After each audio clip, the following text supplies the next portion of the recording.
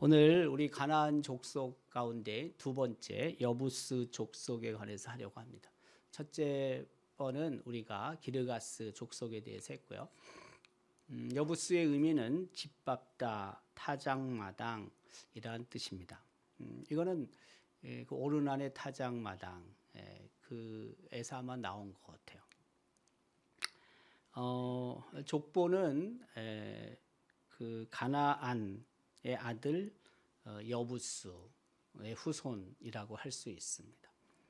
우리가 알고 있지만 가나안의 아버지는 함의 아버지는 노아, 그렇죠? 네.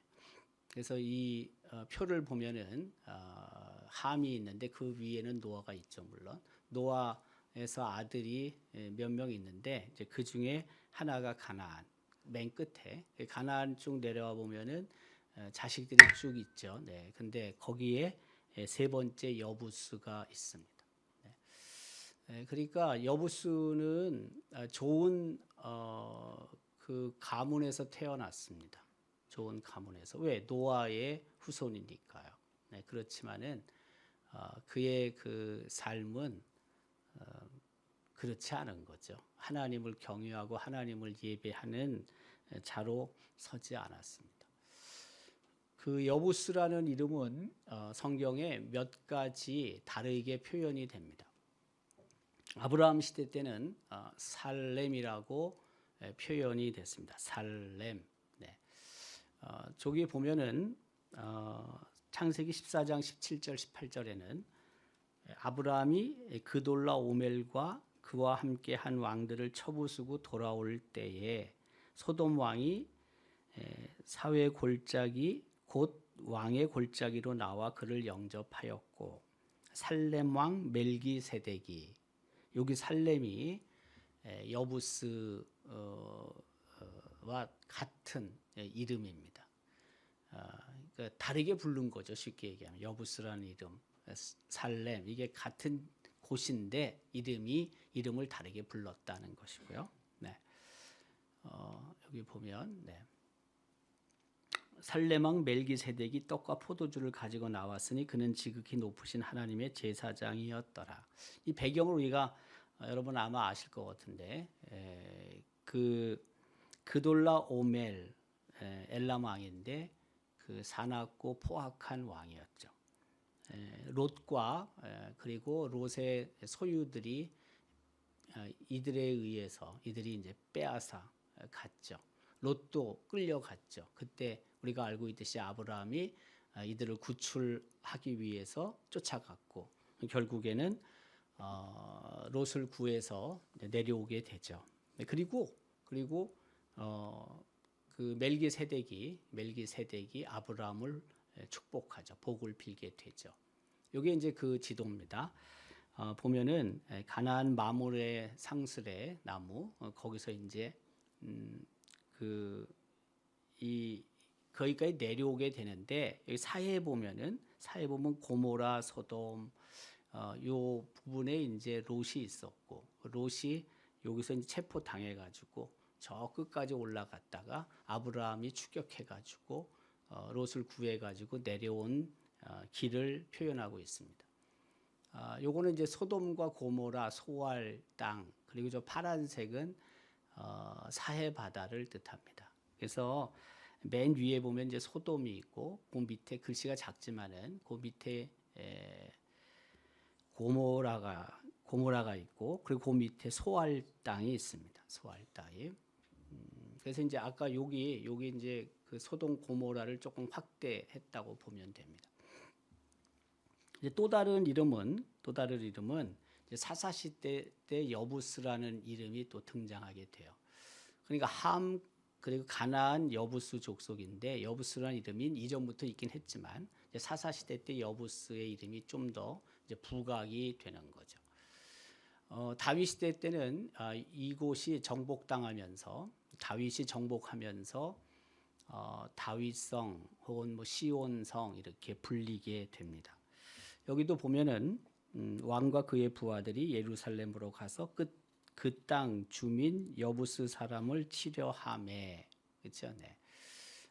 그래서 이제 여부스라는 이름이 등장하게 되는 거죠. 근데 다윗이 어쨌든 저 땅을 이제 정복하게 되는 겁니다.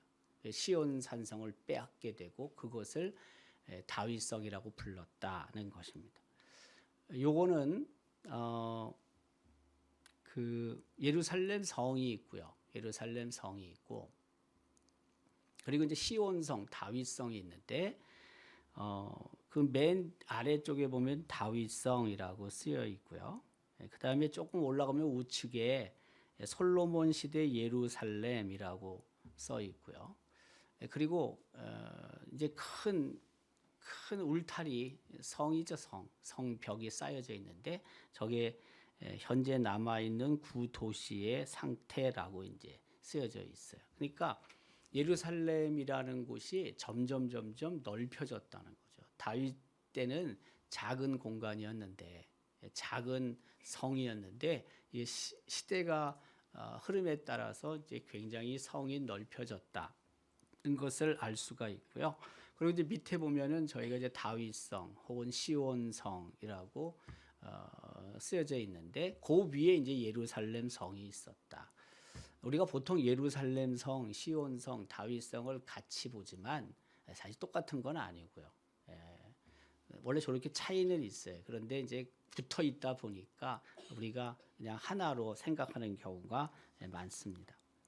여부스의 위치는 예루살렘과 그 주변 산악지대 또는 유다 지파와 베냐민 지파의 경계로 보통 이해를 합니다. 그래서 원래 여부스 사람 이름이긴 하지만은 이제 족속이 되기도 하지만 또 한 땅 지역을 얘기도 하거든요.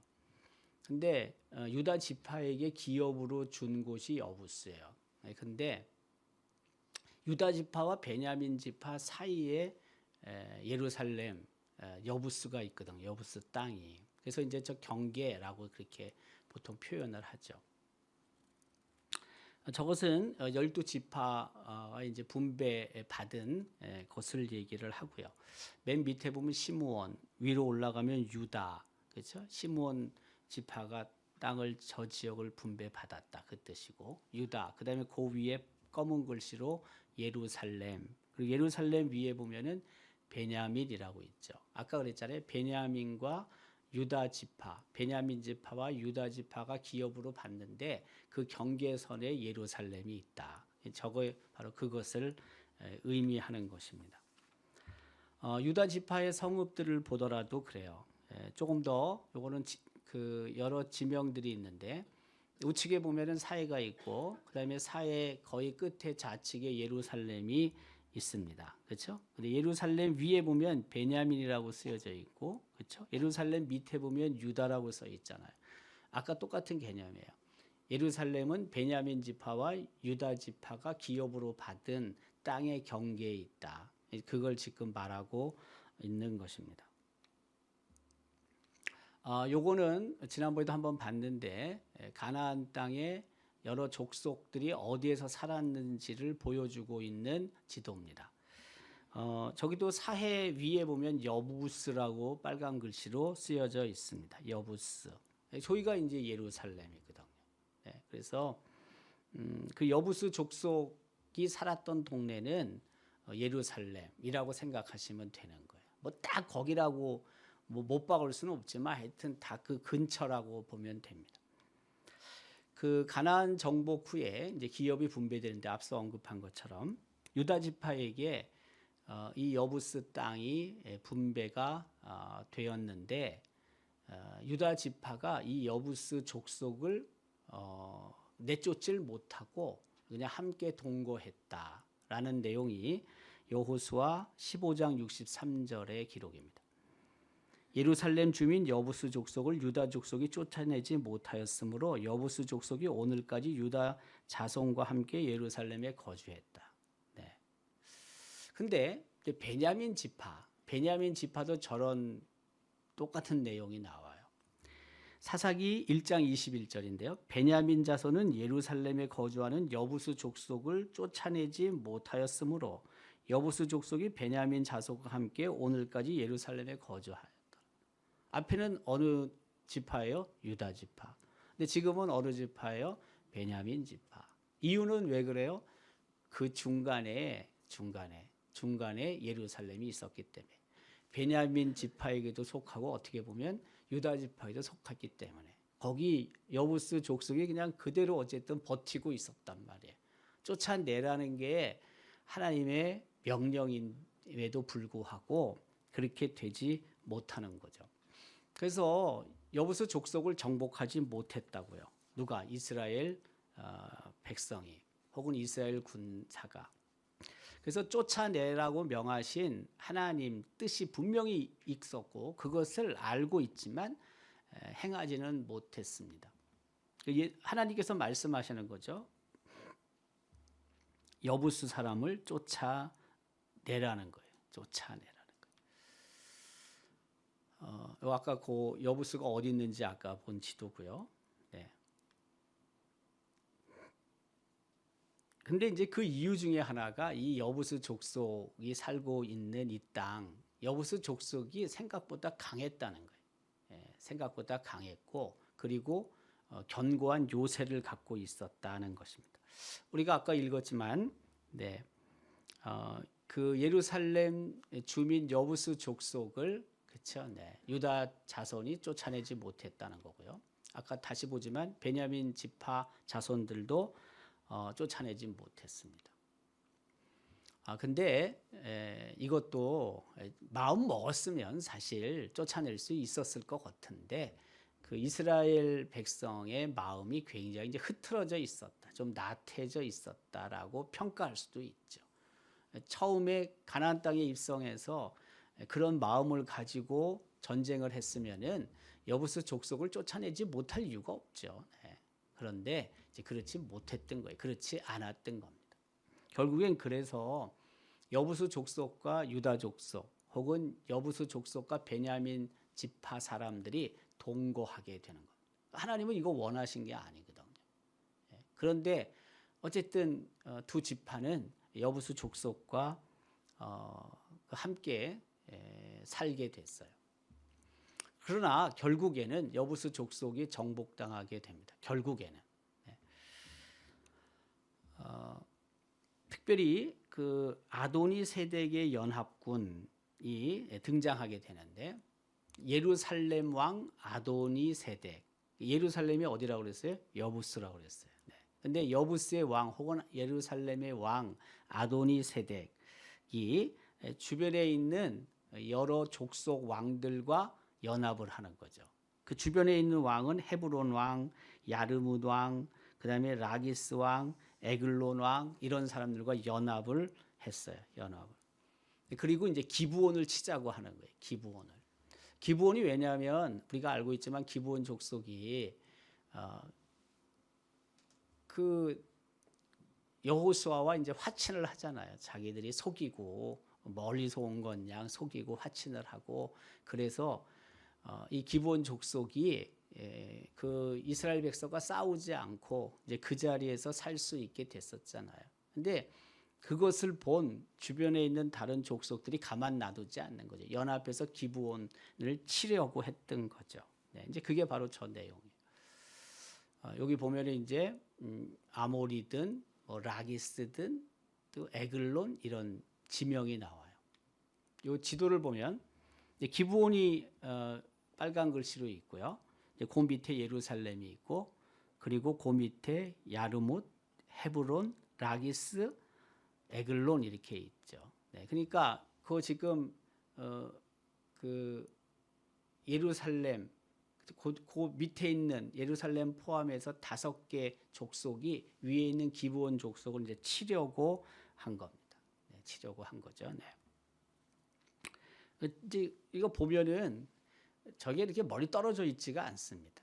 사실 손바닥만한 동네인데요. 뭐 이스라엘 땅, 가나안 땅 자체가. 그러니까 저게 이렇게 근접해 붙어 있잖아요. 저거 뭐 불과 10km 이 도시로 따져 보면요, 10km, 15km, 20km도 안 돼요.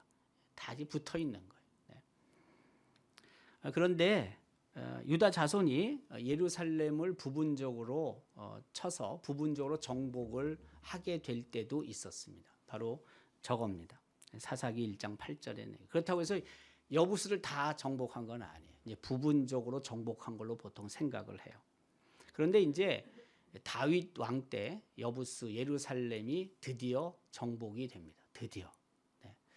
그동안 여부스가 뭐 견고한 성을 갖고 있고 또 한편으로는 강력했기 때문에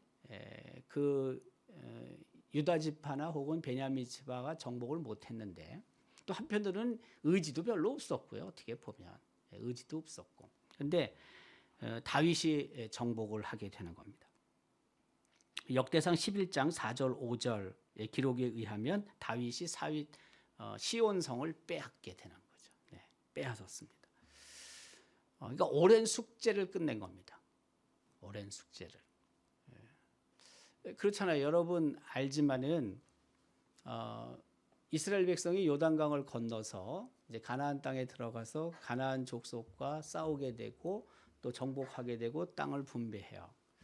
이제 그러고 나서 우리가 알고 있지만 사사 시대가 시작이 되는 거거든요. 사사 시대가 한 400년쯤 지났거든요. 400여 년. 네. 그리고 사울이 또 한 뭐 40여 년. 네. 그러니까 다윗이 지금 여부스 족속과 싸워서 승리해서 결국에는 그 여부스 땅을 얻게 되는데 아주 길게 보면은요, 한 500년 가까이 됐을지도 몰라요. 예. 왜냐하면 여호수아가 가나안 땅에 들어가고 가나안 땅에서 가나안 족속과 싸우게 되고 여부스 족속도 당연히 물리쳤어야 되는데 쫓아냈어야 되는데 쫓아내지 않고 동거한 기간이 그렇게 시간이 오래 갔다고요.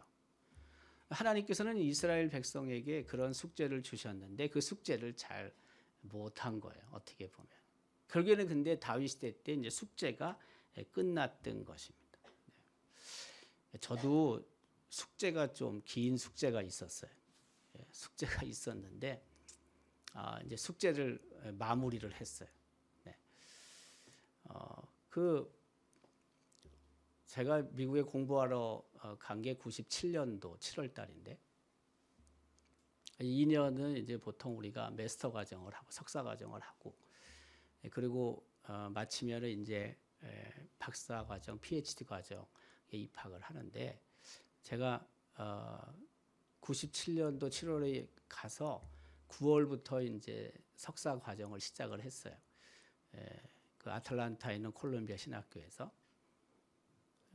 그 월요일에 우리 서대교 장로님 장례식을 했잖아요.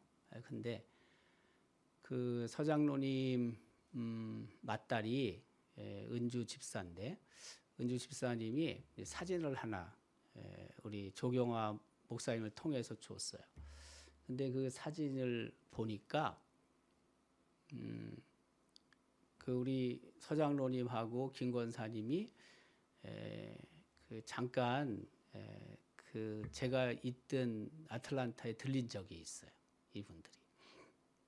99년도 6월 달쯤 된 것 같은데 제가 졸업식을 하고 그리고 이제 LA로 PhD 과정 하러 올라오기 전인데 이분이 그 두 분이 들려서 그리고 이제 다른 선교지로 간다고 그러시더라고요. 제가 그 학원할 때 잠깐 언급했지만은 와서 이분들이 거기가 이제 내륙 지방이기 때문에 어디 뭐 그 해변을 가자고 그러시더라고요. 해변. 나도 해변을 가본 적이 없거든 그 동네인데. 근데 이제 거기서 제일 가까운 바다는 대서양이에요. 대서양. 근데 한 8시간쯤 가야 돼요. 8시간. 근데 제 차를 갖다가 제가 너무 믿었어요. 똥차인데 이게 오래된 차거든요. 네. 그때 그 마일리지가 우리 킬로미터로 하면은 한 35만 킬로미터쯤 탄 건데 그 개념은 없고 그냥 집에서 잘 나가니까 잘 굴러가니까 아무 생각 없이 그럼 한번 가봅시다 하고 이제 우리 애들 둘 또 저하고 집사람하고 우리 서장로님하고 또 김권사님하고 태우고 이제 대서양 쪽으로 간 거예요. 그 대서양이 이제 짠 냄새가 조금 날랑말랑한 어딘지 잘 모르지만 거의 다 온 거예요. 근데 차가 앞에 계기판에요. 빨간 게 들어오면 위험한 거예요. 빨간 불이 들어오면 위험한 거예요. 이게 가다가 차가 서버렸어요. 네. 참. 네. 근데 갈 생각을 안 해. 진짜로 갈 생각을 안 해. 그래가지고 뭐 전화를 하고 뭐 어쨌든 그 토잉카, 우리는 레카라고 그러는데 보통 토잉이라고 그래요. 토잉카를 부르고 또 뭐 보험회사 연락을 하고 얼마나 여러분 당하게 되겠습니까? 뭐 제대로 하지도 못하면서 다 혼자 해야 돼. 아무도 도와주는 사람 없어요. 네. 식은땀 나는 거지. 그 차를 이제 토잉해서 레카 차가 끌고 가고 그럼 난 어떻게 해요? 나도 이제 어딜 숙소를 정해야 될 거 아니야 이게. 네. 근데 거기에 이제 또 그래서 여러분 죽으란 법이 없는 게 미국에 가도 다 한인교회들이 있어. 네. 그래서 어떻게 연락을 해서 이제 숙소를 정하게 됐고 그리고 이분 이제 모시고 어쨌든 가서 들어갔는데 뭐 차가 없으니까 꼼짝달싹 못 하는 거죠. 무슨 뭘 하겠어요. 아무것도 못 하지 뭐. 네. 근데 이게 고쳐지지가 않아. 그 동네가 너무 시골이야. 간데가. 그래서요. 부품이 없어. 부품이. 이 깨진 걸 고쳐야 되는데 부품이 없는 거야. 네. 근데 이분이 비행기 표가 이틀 후에 로마로 와야 돼. 이틀 후에. 그거 어떻게 해요? 그래서 이제 차를 렌트를 하고 그 렌트한 차를 가지고 집으로 와서 그래서 다음 날 이분이 이제 로마 비행기를 타러 아틀란타 공항으로 가고 아틀란타 공항이 미국에서도 1, 2위 들어가요. 그렇게 커요. 네. 이제 하고 그분들은 가시고 근데 그 차가 못 고치는 거야 이게 이놈들이. 예. 못 고치는 건지 안 고치는 건지 하여튼 네. 됐다고 그래가지고 한 일주일 만에 갔어요. 갔더니 일주일 만에 거기다가 계산해 하오기를 레이버 차지는 뭐냐면 자기가 노동한 시간을 시간당 얼마를 계산해서 써요 거기다. 근데 일주일이 있었으니 뭐 이건 뭐 아이고 참네. 어쨌든 뭐 주고 와야지 뭐. 그 차를 똥차를 가지고 렌트 차를 가지고 가지만 그렇죠? 또 내 차를 이제 끌고 와야 되잖아요. 네. 그래가지고 어쨌든 이제 와서 그 차가 이제 더 이상 생명이 다했구나, 수명이 다했구나. 왜냐하면 이걸 가지고 나는 사막을 건너서 LA로 와야 되거든요. 한 3,000km를 달려와야 되거든. 그럼 내가 그 차를 타고 어떻게 여러분 오겠어요? 여러분 할 수 있겠어요? 사막을 건너야 되는데 못하지. 네. 그래서 이제 그거를 팔고, 그리고 사는 사람이 있어요. 그래도 똥차라도 사는 사람이 있어요. 내가 처음에 2년 전에 그 차를 산 가격하고 똑같이 팔았습니다. 2년 타고. 네. 나 근데 그걸 이렇게 비싸게 받은 거 아닙니다. 네. 내가 싸게 산 거지. 네. 처음 살 때 내가 싸게 산 거지 비싸게 받은 게 아니야. 내가 팔 때. 네. 그래서 이제 그걸 가지고 새 차를 살 때, 그 뭐라 그래?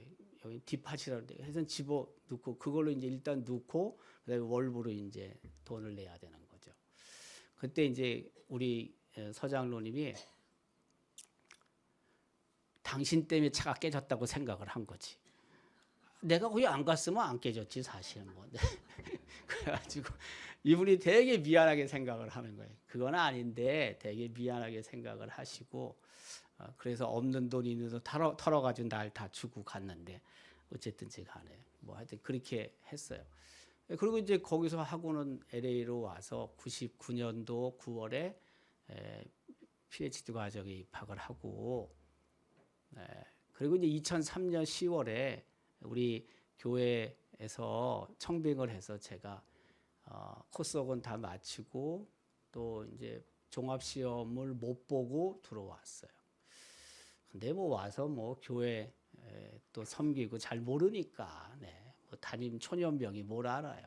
하다 보니까 그 더 이상 할 수가 없었어요. 제가 그 공부를 하기가 어려웠고 뭐 또 우리 여러 장로님들은 하라고 그러는데 제가 두 가지 하다 죽겠더라고. 네. 그것도 하고 이거 하기에는 제가 그만큼 이 몸이 잘 되지 않는 거야 그 당시에. 그래서 뭐 좋은 경험했다. 나는 미국에서 공부하고 좋은 경험했으니까 뭐 그거 뭐 안 하면 안 하는 거지 하고 저는 그거를 내려놓고 어쨌든 이제 교회 일, 뭐 또 노예 일, 뭐 총회 일, 일에 열심을 제가 냈는데, 그러니까 27년 전에 제가 PhD 과정에 입학을 한 거예요 미국에서. 그리고 코스록은 다 마쳤고 나머지 과정을 못 밟았어요. 근데 한 11년 전에 그 영남신학대학교에 그 총장께서 저보러 목사님, 거기서 공부한 거 면제시켜 줄 테니까 나보러 다시 이 과정을 들어오래요. 그 영남신학대학교 PhD 과정에 들어오래. 근데 나는 과목을 무진장 많이 면제해 주는 줄 알았어. 네. 그랬더니 4학기를 하거든요. 우리 과정이 박사과정이 4학기 원래가 제대로 공부하면. 근데 한 학기만 저한테 해줬어. 나중에 보니까. 아니, 하다 보니까 한 학기밖에 안 된대. 난 한 1년쯤 해주는 줄 알았지. 그만 1년만 하면 되는데. 그래가지고 3학기를 했어요. 3학기를. 11년 전에. 네. 11년 전에 시작을 해서 했는데, 뭐, 그러니까 새벽에 월요일 날 강의가 있는데, 주일에 뭐 또 이렇게 다 마치고 또 주일 밤에 또 어쨌든 과제물 있으면 해가지고 가고 아침에 가서 뭐 여기 집에 들어오면 밤에 들어오고 그랬거든요. 3학기를 그렇게 했어요. 했는데 또 그 다음에 끝나고 나니까 지쳐가지고 원래 그래요. 지쳐가지고 더 이상 뭐 별로 뭐 하고 싶은 생각이 없더라고 제가. 그러다가 이게 계속 내 숙제인 거예요. 숙제. 저기서도 여기서도 막 숙제가 계속 있었어요. 그래가지고 작년에 제가 한번 그 얘기도 했었지만은 숙제를 끝내야 되겠다 해가지고 제가 지난 여름에 서울에 가서 장로의 신학대학교 도서관에 한 달쯤 살면서 거기서 제가 이제 논문을 쓰기 시작했어요. 논문. 그래서 아침에 이제 깨서 도서관에 들어가가지고 책을 좀 보고 쓰고 찾고 쓰고 뭐 논문 쓰고 뭐 이래가지고 이제 어느 정도 만들어가지고 제가 내려온 거예요. 네, 내려와서 8월 초까지 이제 하고 와서 뭐 계속 이제 선도 좀 보고 그리고 또 그 지도 교수하고 또 계속 이야기를 하고 이제 11월 말에 1차 이제 시험이 있었는데 5명의 지도 교수가 있는데 심사위원이 있는데 1차적으로 이제 하고 2차는 이제 12월 말에 또 하고 그리고 이제 또 고치고 그래가지고 이제 최종적으로 이게 제본을 또 해서 내야 돼요. 이거를 또 제본에서 내고 오늘 제가 숙제를 풀었어요. 아주 끝냈어요. 하여튼 오늘 졸업식을 했다는 거예요. 내가 끝냈어요. 아니 근데 그 숙제가 오랜 숙제였거든. 제 마음에 뭐 안 하면 안 하는 거지만은 근데 이제 27년 전에 시작을 해가지고 못 하고다가 여기 와서 또 다시 11년이 지났는데 이걸 또 못 하는 거야. 근데 이걸 제가 이제 65세가 지났잖아요. 제가 우리 경안대학원 대학교는 2월 달에 교수 은퇴해요. 65세면 은퇴야. 그 은퇴하는 해에 나는 이제 졸업을 한 거예요. 저 동네를. 그랬더니 거기 우리 학과장이 기독교 교육학과 학과장이 나한테 그래요. 목사님, 인간 승리입니다. 하긴 뭐 그것도 틀린 얘기는 아니지. 뭐 65세에 뭐 했으니 뭐 봐줘가지고 내가 봤을 때 봐줘가지고 다 통과했겠지만 어쨌든 한 280페이지 정도 되는데 그 논문이 이제 다 끝났어요. 그래서 그 숙제 오랜 숙제를 마치는 게 참 이렇구나. 이게 홀가분해졌어요. 근데 저는 이걸 보면서도 그래요. 다윗이 여부스 이 족속 땅을 빼앗잖아. 어쨌든 승리하잖아. 오랜 한 500년 가까이 동안 숙제를 갖고 있었잖아요. 그 숙제를 끝내는 거거든요. 저게 대단한 거죠. 제가 봤을 때. 네. 쉬운 게 아닙니다. 어려운 겁니다. 저거 굉장히 어려운 거예요. 그리고 이제 솔로몬 시대 때 계속해서 그 예루살렘이 통일 왕국의 수도로 자리를 잡게 됐죠. 그리고 이제 바벨론 왕에 의해서 예루살렘이 또 뺏기게 되고 바로 그걸 얘기를 하는 거고요. 그리고 이제 포로로 잡혀가게 되고 그리고 다시 포로로 귀환하게 되고 그리고 성전 무너졌었는데 그 성전을 재건하게 되고 네. 그리고 성벽도 무너졌었는데 성벽도 재건하게 되고 이런 일들이 있었습니다. 여부스에 이제 큰 재앙이 한번 임한 적이 있었습니다. 다윗이 범죄해서 전염병이 찾아오게 되고 많은 사람들이 죽게 되고 네, 그런 일이 있었죠. 그때 이제 다윗이 제사를 하나님 앞에 드리게 됩니다. 그리고 그 전염병이 그치게 돼요. 그러니까 여부스란 땅은요, 이방인들이 살던 땅이죠. 그리고 재앙도 있었던 땅이죠. 그런데 이 땅이 우리가 알고 있지만 성전이 세워진 땅입니다. 성전이 세워진 땅. 예루살렘 성전터가 있는 땅입니다. 우리가 알지만 오르날의 타작마당을 그 다윗이 돈을 주고 사게 되고 그리고 솔로몬이 이 터에다가 성전을 짓게 됩니다. 저는 이게 이제 예루살렘 성전 모형이고요. 근데 우리가 생각하는 것 같이 뭐 크지 않습니다. 이제 요게 뒤에 보면 얘가 비교가 되는데 우측에 있는 게 헤롯 성전이에요. 헤롯 성전. 좌측에 있는 게 솔로몬이 지은 성전이에요. 헤롯 성전이 얼마나 큽니까? 솔로몬 성전은 진짜 그렇게 크지 않습니다. 네, 작습니다. 자, 어쨌든 제가 이 여부스 족속을 이렇게 다시 공부하면서 정리하면서 생각한 건데 첫 번째는 뭐냐면 정복되지 않은 이방인의 땅이었다. 무려 400여 년 동안. 그런데 다윗이 그 땅을 정복한다.